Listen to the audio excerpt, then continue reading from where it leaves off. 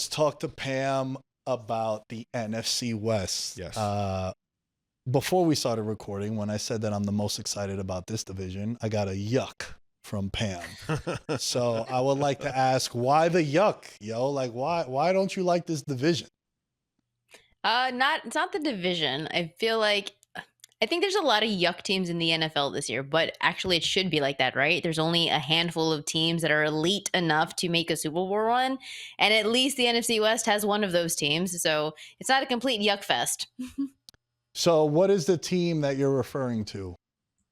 The 49ers. I feel like this is probably the easiest division to handicap. The 49ers can win the NFC West. They can even make a Super Bowl run because the entire table is set for a rebound. Let's call it that. We already know what the ceiling looks like for the 49ers when they are healthy. And when they're healthy, that's 13 wins, NFC Championship games, top 5 rankings in almost every offensive metric and defensively too.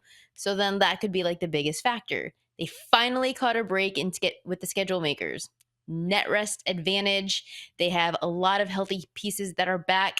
And even last year when they had a huge injury, bad luck in the league, the most injured team in the NFL, Brock Purdy, who is a quarterback that I'm not fond of, was still top 5 in yards per pass attempt, 4th in success rate, EPA per attempt, deep ball completion. He was a really good quarterback, so maybe I'm wrong in that aspect. So now you're getting a fully healthy team in probably one of the weaker divisions. I really like the San Francisco 49ers to make a Super Bowl run.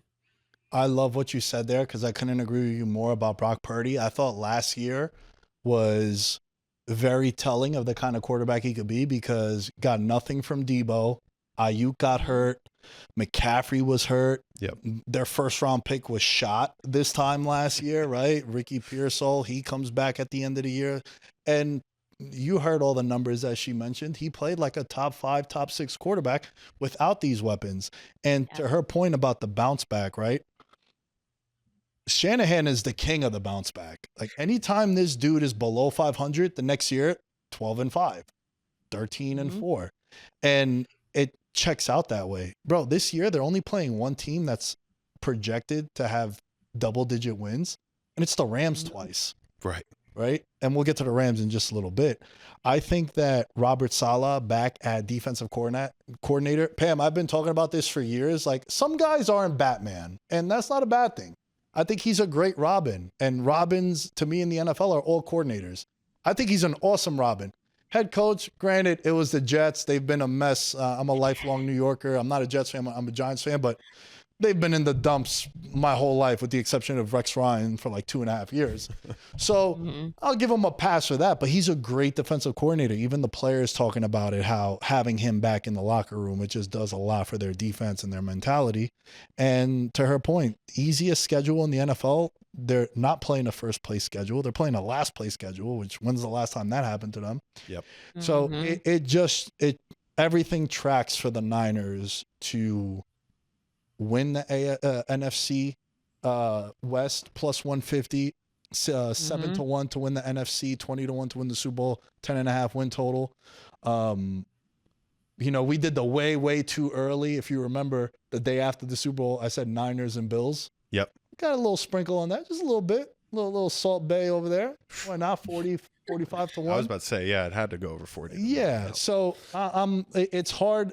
It's hard to disagree with Pam. And the more I look at it, it's like, am I just gun-ho on the Rams because of my Stafford love and McVay love? It's just screaming at me at plus 150. I just don't see the allure of this receiving core. Like, it doesn't shout like a receiving core that I want to have if I'm trailing in a game in the third quarter and I need to get the ball moving. And I know Brock Purdy's been very efficient. Brock Purdy, to me, looks twice as good when Christian McCaffrey is gassed up and running. Now, I think they do have to be careful with Christian McCaffrey. I mean, this is a running back. Now we've seen multiple teams. This is a person that he pushes his body to the limit, makes crazy plays, but at the same time that puts him in spots where he could be a little more injury prone. And I think that Christian McCaffrey is more important than Brock Purdy on this offense. But I do agree that they are going to be a very competitive team, and it's going to be them and the Rams. But I do have the Rams beating them both times in their divisional matchups, and that'll be the difference maker at the end of the year between the first seed in the NFC and a wild card spot. Well, there's a couple of things that you guys said. You're talking about Brock Purdy, and I think for me personally, that's where I have to go to first, because I didn't really like him. I didn't like his production that he came out of college. I didn't really like his production in his first year. I thought that I was with the rest of the pack thinking, well, it's the weapons around him that made him a good quarterback. But last year it was kind of like, oh no, I'm going to prove you wrong. And he did. Purdy didn't just survive the season with all of those weapons that were injured. He actually thrived in chaos. And so this season he got paid like a franchise quarterback for a reason. And so that mindset alone is the reason why I have flipped into thinking San Francisco is not only going to have the rebound, but actually can be contenders. Well, you also mentioned Saleh and the defense. Well, the defense also took a step back, but even there, they've now got a blue chip pieces in Nick Bosa, Fred Warner, Mikael Williams, Bryce Huff, Nick Martin. This defense should actually be really good, and they give them upside at a very low cost. So you're still talking about a top 5 defense in success rate through week 11 with some of those injuries, having lesser components part of their pieces. So now I'm thinking that collectively as a unit with Brock Purdy, with an improved defense, and then we talked about McCaffrey, 29. Yeah, and a running back. He's probably not the most durable right now, but he is still the most efficient running back that's in the league. I would still put him in that category. Even if he had a broken season last year, San Francisco was still top 10 in EPA per rush. So you look at all of the things that, well, I don't like this, I don't like that. There's an answer for it. So that rebound word, key word, is the reason why I like San Francisco so much. Nah, I'm with you on McCaffrey too. Like you can't see it here, but there's like a glass window outside oh, there you go. Right. So one time we were talking about McCaffrey and the year he was having, because he was my offensive player of the year, and right over my shoulder was a dude wearing a McCaffrey jersey, and I was just like, it's a sign from the heavens. It's so poetic. One of the greatest moments. Yeah, it was a really fun moment. And to your point, like he is one of the most efficient running backs. I think the reason why they made that trade, it just opened up their offense. Like you've seen under Shanahan, like he's the Shanahan running back. Like if you was to envision the kind of running back, my only concern is what George brought up. Like Ricky Pearsall now coming into his second year, Jawan Jennings in the contract. They just traded for Sky Moore earlier today at the time that we're recording. Brandon Ayuk coming off the injury. And, you know, it's been a running joke on the show that like Brandon Ayuk for $32 million, it's a lot. It don't get me excited. But he's a big part of what they do with the Niners. And he's a guy that goes up and gets it for Purdy. Him and Purdy just have amazing chemistry also. So maybe his value to the team and to the quarterback is of that of $30 million. Right. Even though there's some other guys where you're looking like, that's why like Jamar Chase felt the way he did and T. Higgins felt. But, you know, the more Pam talks about it, she just kind of validates my thoughts that I had on the Niners. I can be very convincing. Nah, for sure. And I mean, like, it's a lot of the things that you brought up that we have written down in our notes, and that, you know, I'm a big last place, first place schedule guy. Injury luck is important. Record in one score games. All that matters. Yeah, so if you add it all up, you've mentioned all of the parts. You have an elite quarterback play, regression working in their favor, injury luck should be swinging back, and you probably have one of the softest runways in the NFC. So now you've got a 49ers team that is capable of not only exceeding their season win total, but also if they do stay healthy, at least compared to what they were last year, then they're not only winning the division, that's how they become Super Bowl contenders. Yeah. No, I agree with you on the Niners. I actually have them at 13-4. Despite them not being in the Super Bowl for me. I have another team. I'm not fully convinced that I want to put them as they're going to be the Super Bowl, but can they be contenders this year? Absolutely. Okay. I'm fully convinced that this team is in the Super Bowl. I am not getting worried about the back injury for Stafford. I think it's just a dude that's 38 and doesn't want to practice. That's fine. That's what you got to tell the media. You know, I'm 34 years old. I don't really want to do my jiu-jitsu warm-up in the beginning. Yeah, I kind of half-ass it. But then when it's time to go, it's time to go. And that's how I feel Stafford is. Yep. Stafford and the Rams, they are plus 175 to win the division, 10-1 to win the NFC, 20-1 to win the Super Bowl. Win total is 9.5. Pam, I've been on the Rams from the moment they got Devontae Adams, because I feel like Devontae Adams is the best addition any team made this offseason on offense or on defense. With McVay and Stafford and Puka, Kieran Williams, Adams there also. They have the best offense in this tenure that McVay has ever had and Stafford has ever had. And mind you, this team has won a Super Bowl. Adams now as a number 2 wide receiver. I think Puka at the end of the year, if he stays healthy, you're like, yo, this is the number 1 receiver in fantasy and in the league. Yep. And I know it's still like kind of uncomfortable for people to have that combo because, you know, he was banged up a little bit last year. He's not making the money yet because he was a 5th round pick coming out of college. Don't forget, we were on this last year when they were 1-4 with all the receivers hurt, and then they got hot, and then they ended up winning the division. You guys might laugh at this, but in the event Stafford has to miss a game or two, Jimmy G as a backup, I'm cool with. Hey, if he's handing the ball off, bro. Damn, I'm cool if Jimmy G got to step in for 2-3 games. I'm cool. Now it's gonna be a little awkward in the huddle when Devontae's like next to him and he goes, "Hey man, I watched the wide receiver documentary on Netflix. All you did was fucking trash me." I get it. It's gonna be a little awkward, but you know, time heals all. I think their defense is gonna be really good. They got a lot of players that I don't think are household names yet outside of Verse. But like Curl, Young, Witherspoon, Durant, they got some guys that have made plays. And look, man, I think for me, the biggest thing on a serious note is Adams in the red zone is a massive upgrade from what Cooper Kupp was. And that's where they really struggled in the red zone.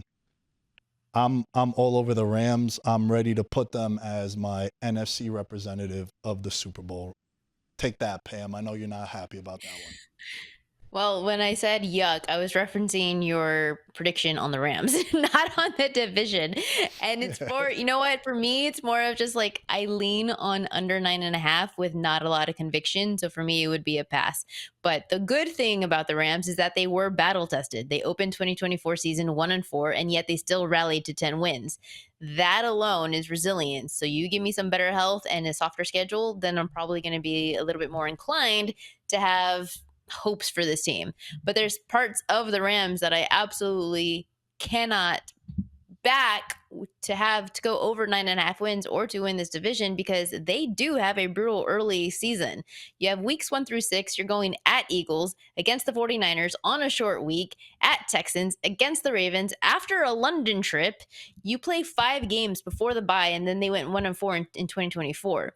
Key injuries are also going to be huge because you mentioned Nakua, Cooper Kupp. They missed most of the 7 games in the last season. So depth is going to be tested again.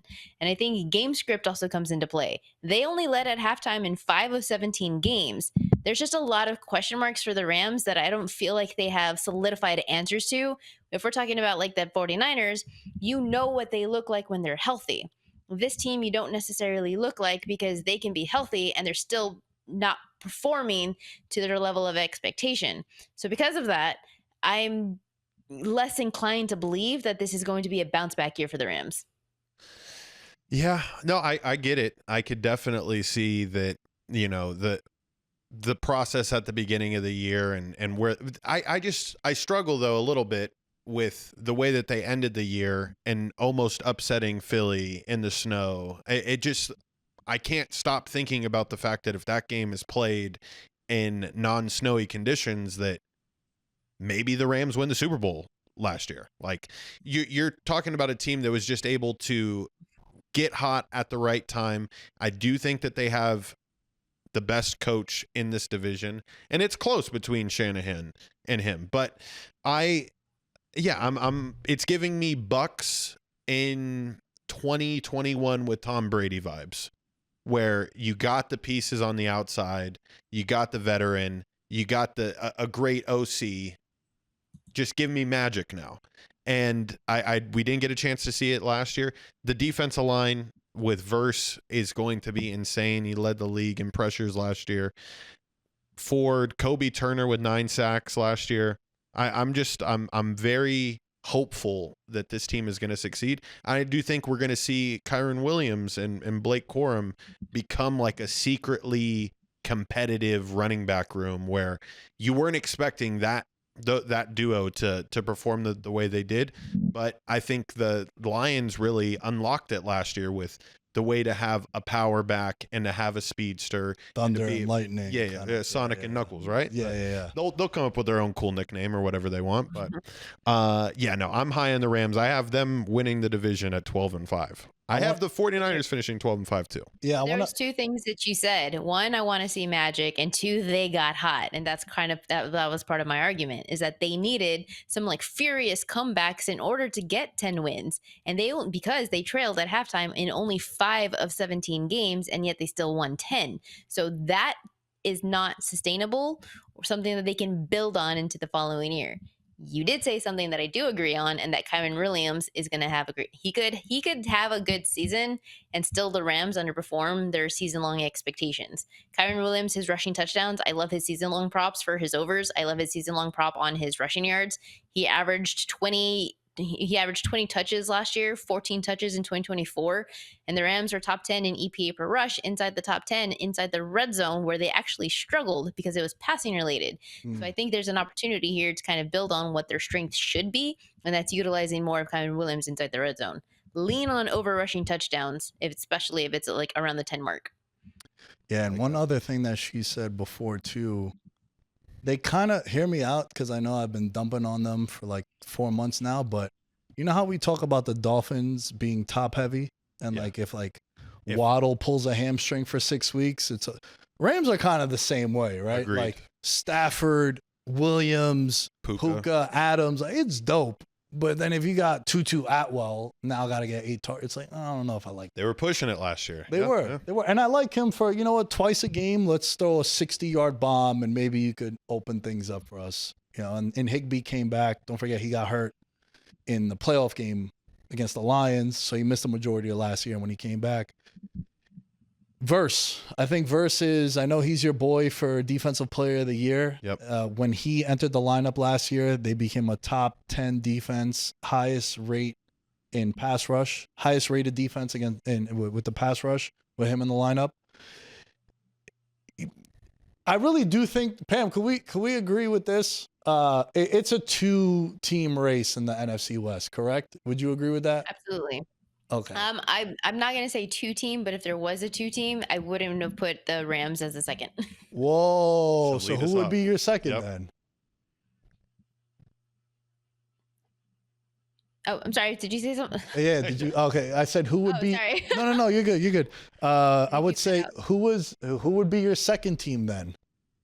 I do like the Seahawks. I think they have a potential here to exceed their season win total, and only because I have a lot of question marks on the Rams, and I have a lot more conviction in Seattle in the Seahawks getting 9 wins, especially if you believe in like a schedule edge and that defense, Kubiak, Darnold. I think there's going to be a revival there.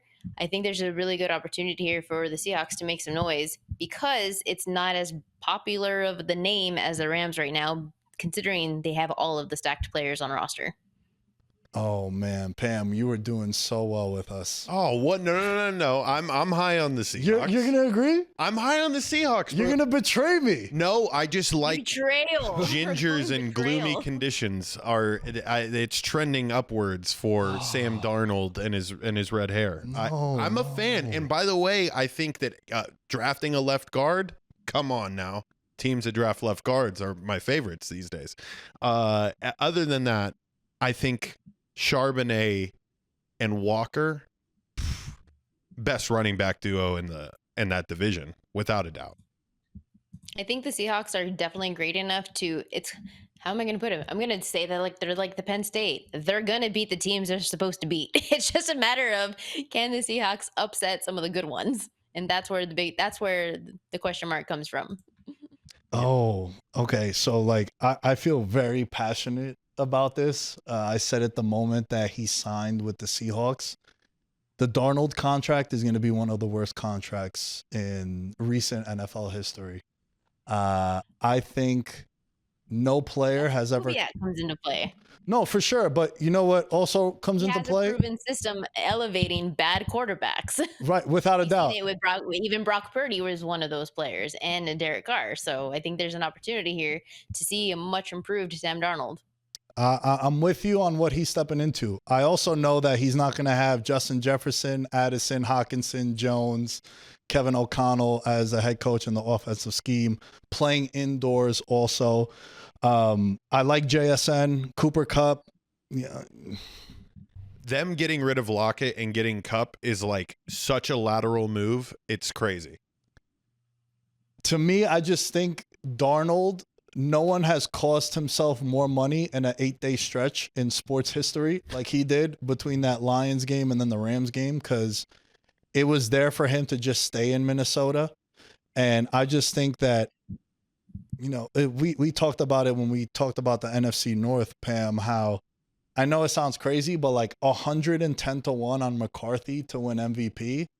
I've made dumber decisions in my life considering that Sam Darnold was an MVP candidate because of what he has around him. So my whole handicap is like, all right, McDonald as a second-year coach, his defense with Baltimore improved in year 2 with him over there. So I think the defense is definitely going to be the strength of the team, but it's just hard for me to get Darnold playing with Jefferson, Addison, Hawkinson, and Jones to now go to Seattle where he has one weapon. That to me is the biggest. Some of that can be balanced out because of the schedule. And at the top of the show, you mentioned at the top of the segment, you mentioned I like to look at schedule. Well, schedule here is a large reason as to why, like the Seahawks here, they have a huge rest advantage. They play only one team all season with extra rest. They play 5 games against teams on a short week. They have the 4th best rest advantage. That's going to largely come into play, and it is historically a predictive metric for team for overperformance. So the numbers and the roster may not tell the full story, but when you're given an easier slate based purely off of scheduling, that can give you a natural boost. Yeah, the schedule, when I was looking at it, I kind of wrote like middle of the pack. It's not a like I'm a Giants fan, Pam. I don't know what we did as a 4th place schedule to get the schedule that the Giants got. It sucks. I'm not excited about it. Seattle doesn't have like the murderer's row, right? They're not going to play that 5-game stretch where you're like, oh my God, how do they get one win out of that? So it's kind of balanced. So to your point, when you're talking about the schedule, I agree with you on that. That's something I'll agree with you on with the Seahawks. But to me, it's just talking about the strength of the defense. Well, look at some of the quarterbacks that they're facing. Bo Nix, who I think can have a great season, but then you mentioned McCarthy, Derek Carr, Kyler Murray twice. There's an opportunity here. There's an opportunity. There's a path. And their secondary isn't Legion of Boom, but like competent. It's a competent secondary, and even though it's McDonald's second year, it feels like year 1. Like it definitely feels like they've got all the pieces in place now, and now we can get an accurate depiction of what this team could do. This team gives me the way that I felt about the Titans last year vibe, where it's like I'm very high on them, but they could burn me like a motherfucker, and I could look bad. I want Kupp to do well. And the defense is probably what's going to help this team get through, exceed expectations. They had a really strong 2024 season. They were top 5 in pressure rate. They had a pass upgrade with DeMarcus Lawrence, Leonard Williams. You have names in there that are going to help this team be stronger than they were even last year. So they had a top 10 secondary, solid run defense additions. I think potentially it's going to be the defense that carries them and the schedule that's going to help the offense exceed expectations. Wow. Listen, you made a compelling case for 6-11. I convinced. That's what I got the Seahawks. I like it. I'm gonna put my foot down. It really comes down to Sam Darnold, and I you know what else I like to do? I would love to pick your thoughts on this one, Pam. I like looking at players, and I kind of eliminate your best and worst year, and then that's who you really are. Like you look at Matt Ryan when he won MVP, right? It was like 35 touchdowns to 7 interceptions, and then you look at the rest of his career, and you're like, that's not who you are. You're kind of more of year 7, 8, and 9 than you were year 10. How do you feel about that? Because like with Sam Darnold, I think last year was just an anomaly. You're not going to get that again. And I think that the quarterback that we've seen all these years is who he really is. And last year you're not going to get that again. I think the same thing could be said about Trevor Lawrence. Like, people are still giving him the benefit of the doubt of, well, this is the year he's going to finally, is he? Because he's been around for a long time, guys. Can we just say that this is who Trevor Lawrence is? And I am a Jags fan, and I love Lawrence. I've loved him back since college days, and I'm done. I haven't seen the progression. He's dead last in every metric. This isn't a coaching situation anymore. This is a mechanics. Stop. It's kind of like dating. Don't show me your potential. Who are you now? Yeah. Trevor Lawrence has shown us he's not a great quarterback. I believe in boom or bust. Maybe you have some parts in 1 year that can help you, but then for the most part, like flukes. Yes, flukes do happen. Brock Purdy last year, perfect example. He's not a fluke. He proved it to us. Quarterbacks like Trevor Lawrence has done otherwise. I'm not a believer. Yeah. No, I'm with you on that. I'm glad that we're on the same page, because we talked about Trevor Lawrence when we were doing the AFC South. And you know what? I feel like it's a perfect segue into another guy that I kind of feel the same way, because my biggest handicap, Pam, when it comes to the Cardinals, who are plus 500 to win the division, 25-1 for the NFC, Super Bowl 50-1, 8.5 win total. It's who's Kyler Murray?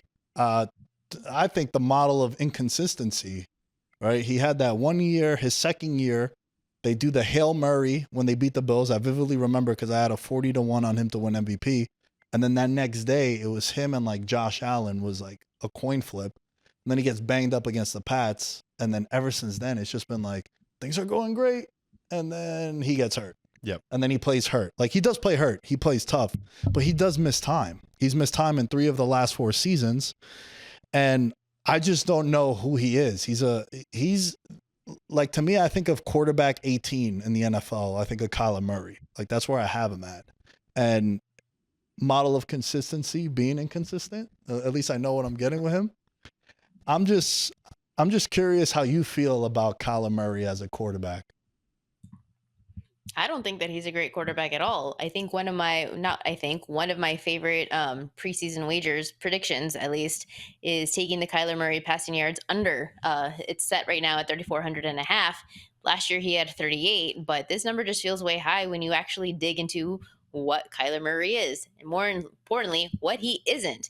His biggest issue year after year is that he is not good with the deep ball. He doesn't know how to generate some of those chunk plays, because you've seen over the last 3 years, he ranks dead last, 35th out of 35 quarterbacks on passes over 10 plus air yards in EPA, in yards per pass attempt, yards in completion percentage. He's not pushing the ball downfield, and Arizona knows this. So the offense has become more of a check down, run heavy system to mask it. And it's one of those things where last year he was able to exceed his expectations because he was actually healthy in all 17 games. Do we believe that Kyler Murray is bulletproof again? Because I don't see him as being a durable quarterback, potentially. So even though he threw 3,800 last year, he played 17 of those games. So yes, he cleared that number, but everything has to go right for him again. 17 healthy games, trailing scripts, soft matchups. And if there's any slip, that under is cashing, because I don't believe in him as a quarterback. Great running back. He's a great mobile quarterback, but he doesn't have the arm. Yeah. I'm not a fan. I need my quarterback to be locked in. I need my quarterback to care about the city. I need you caring about the team. I need you can't be streaming Call of Duty and like, and I'm a video game guy. You know, I play my FIFA every Friday for 5-6 hours. Like, I'm back in high school. I be gaming. I'm into it. But like, I'm also not leading a franchise. And I don't know. Like, every quarterback in the Lamar's locked in. Mahomes is locked in. Hurts is locked in. Like, you gotta be locked in, bro. Burrow's locked in. Come on now. Yeah, like, that's what I would like, Pam. If I'm giving you $200+ million, I want you to be locked in. Have your other ventures and business. Like, it's cool, right? But I can't have this. I can't. I'm out. I'm out on Kyler Murray. I'm out on the Cardinals. Trey McBride might be the best tight end in football, not named Brock Bowers. Dude is allergic to the end zone, though. I think last year it took like until week 16 or 17 for him to score. He was on pace to break records, like most catches and targets in NFL history without a touchdown. Buda Baker in the defense, probably the most underrated defensive player of this generation. Is Yeah. always solid, plays all the time, plays hard, but he's on a 6-win, 7-win team every year. It comes down to Kyler Murray for me. I just think he's inconsistent, and that's why I have them as a 7-win team. 7-10 is what I got the Cardinals. I'm not too excited about them, Pam. Be honest with you. No, I think the under 8.5, under 7.5 is definitely the play. If we're talking about the NFC specifically, yeah, they might have made progress last season, but I would say in the NFC West, I think they're the clear bottom team in this. And you did mention McBride. I agree with you. He is a legit player, and that run game was elite, top 5 in EPA and success rate. But this team, again, it goes back to Murray, still heavily relies on the short stuff and yards after the catch. Yards after the catch is not sustainable unless you're 49ers, of course. But Murray's arm, it just isn't giving them enough chunk plays. So over the course of time, if there's any type of regression, I would expect it to come from Murray from this offense. And yeah, I like the under. What do you got, George, for the Cardinals? You guys have nailed it all. I mean, I think James Conner is a first-round fantasy draft pickup. Like, they are going to use and abuse him every week. I do think it's a solid choice, given the fact that he gives you production receiving as well. But we're going to find out after the first 3 weeks when they play at San Fran what type of team this is. Like, I won't know how good the Cardinals are after they annihilate the Saints. I won't know how good the Cardinals are after they probably beat the Panthers at home. Once you go to San Fran week 3, I'll know what this team is, because they were competitive last year. I vividly remember making a good deal of money off of them last year, betting them with the spread, just because teams were overlooking them, books were overlooking them, and they were able to, remain somewhat competitive. But that's their MO, where I too pay attention to them in the first half of the season. And I'm like, oh, are they sneaky good? They're really good at covering spreads as underdogs. But then that's what happens to them every year. It has been their MO to start really hot, and then they drop off in the second half of the season. Murray-led Cardinals, 7-4 before week 11, 4-10 after. This is who they are. This is consistent. And in 2025, 6 of the final 8 games are against teams expected to have winning records. So they already have a bad habit, and now you're going to have a tough schedule to close. So it may be a similar story. Oh, the Cardinals look sneaky good again. And then wait until midseason, and you're like, oh yeah, this is who they are. Yeah, and I think that they feed off their leader, Kyler Murray, because that's kind of how Kyler Murray is, right? First couple weeks, you're looking at it like, oh, shit. Oh, football's fun. Yeah. And then October hits. Yeah. Listen, Call of Duty always comes out in November, bro. Pam might Battlefield 6 this year in October. After that starts popping up. And then also, Marvin Harrison Jr. Will never be called a generational talent. So Pam, every year I make a MVP, Offensive Player of the Year, and Offensive Rookie of the Year parlay. It was $100 to win $210,000. I hit on Allen Barkley, and of course Marvin Harrison Jr., the generational talent, was the favorite amongst the bets that I put, and he was nowhere near. So he is one of my ops, as the youth likes to say. So I like his season-long prop, Marvin Harrison. I like his season-long prop for touchdowns, but I wouldn't necessarily touch the yards for a lot of reasons we've already said. His usage right now is just very limited. There's too many go routes, but high-value targets make him a solid touchdown prop guy and not necessarily a yardage guy. Oh, I am fully convinced he's going to go nuclear this year because he's nowhere on my radar. Because you didn't bet on him. Yeah, and out of spite, right? Like you're in the betting space. You know how that goes. Sometimes you're like, yo, I'm so high on this player, this team. They scar you, and then you don't take them the next year. And then that's the year that they had when you thought they would have them, right? So, draft Marvin Harrison Jr. because I'm not on him, and I'm sure he's going to go crazy. All right, we'll end with this. 13-4, number 1 seed for me, the Niners. 12-5, playoff 5th seed for the Rams. 7-10 Cardinals. 5-12 Seahawks. What do you got? I got the Rams at 12-5, winning the division, beating the 49ers twice. I do have the 49ers finishing at 12-5, getting the first wild card spot. Seahawks at 9-8, Cardinals at 7-10. Pam? Right, projected win projected win totals, I'll go with the 49ers 12-5, Seahawks, both the Seahawks and the Rams 9 wins, and then the Cardinals 8. And that's, I think, generous.